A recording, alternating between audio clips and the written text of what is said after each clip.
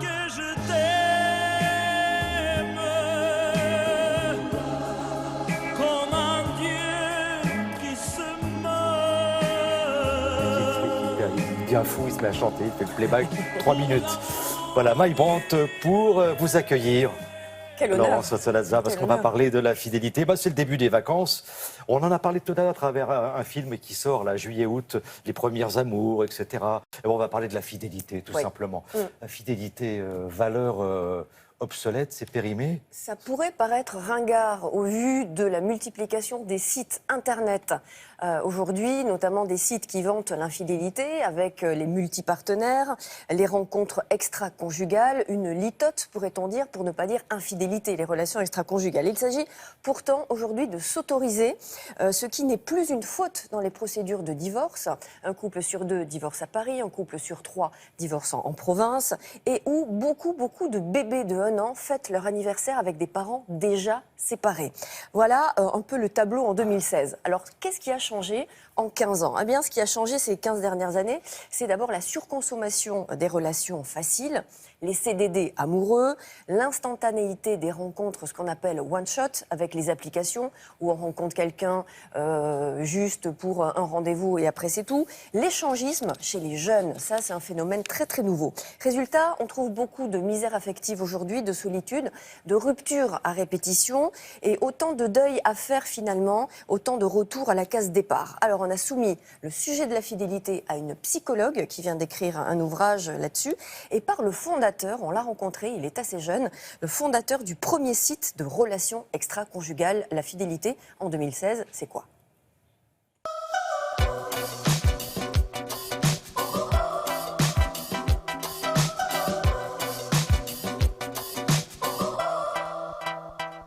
Maintenant, il y a une offre qui est un peu pléthorique, c'est-à-dire qu'avant, c'était difficile de rencontrer quelqu'un. Maintenant, tout est dans la poche. Vous avez des applications qui vous permettent de rencontrer des gens. Donc, vous avez la sensation qu'il y a tout un vivier de personnes que vous pourriez rencontrer. Ça incite les gens à ne pas lutter contre leur frustration. C'est-à-dire qu'aujourd'hui, on est très peu résistant à la frustration. On n'aime pas être frustré et donc être frustré, c'est la justification pour pouvoir se tourner vers quelqu'un d'autre et tromper. Donc dès le départ, les jeunes couples envisagent des solutions pour peut-être se tromper ou pour contrôler ça.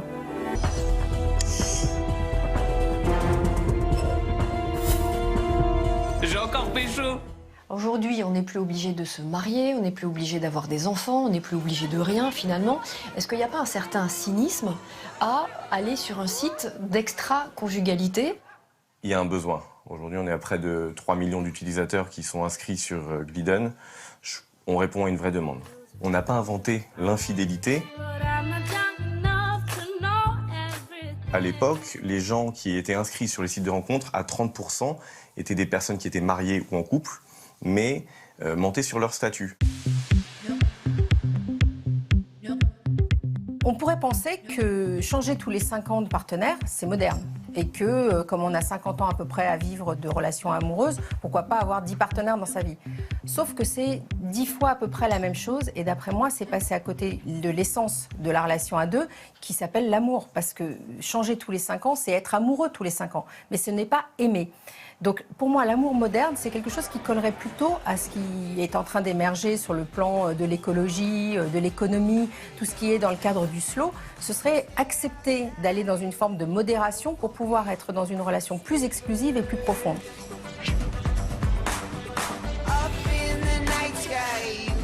Est-ce que selon vous, le couple a encore de l'avenir ?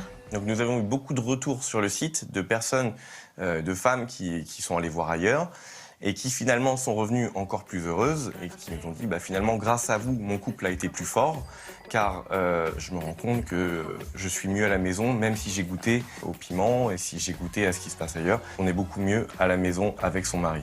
L'herbe n'est pas forcément plus verte ailleurs. L'herbe n'est pas Ouais. forcément Ah, plus il y a verte une autre ailleurs. expression qui dit changement d'herbage réjouit les veaux. Donc, mais il s'en tire bien, hein, parce que finalement, il dit venez Oui, chez nous. venez voir et comme puis ça, vous repartez au comprendrez que bercail. vous êtes très bien à la maison. Donc, l'amour, ce mot de fidélité, c'est pas jeune. Non, pas Et du puis, tout. il Mais y a ça que- redevient à la mode, en fait. C'est ce que disent les psychologues. On va de plus en plus vers le slow couple. Pourquoi? Parce que trop de choix tue le choix.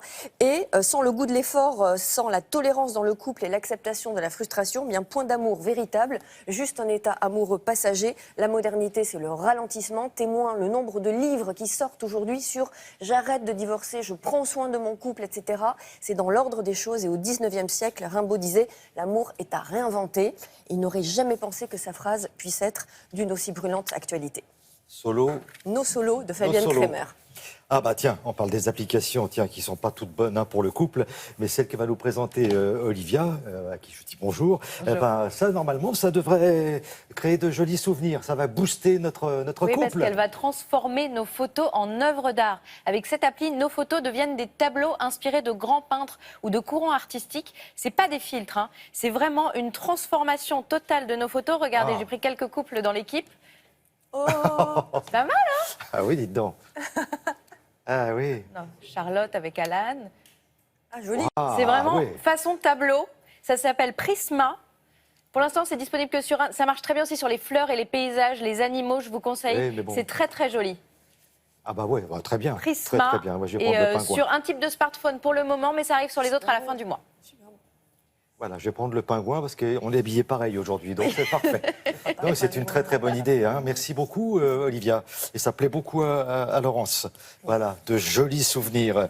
La météo, c'est avec Patricia Charbonnier.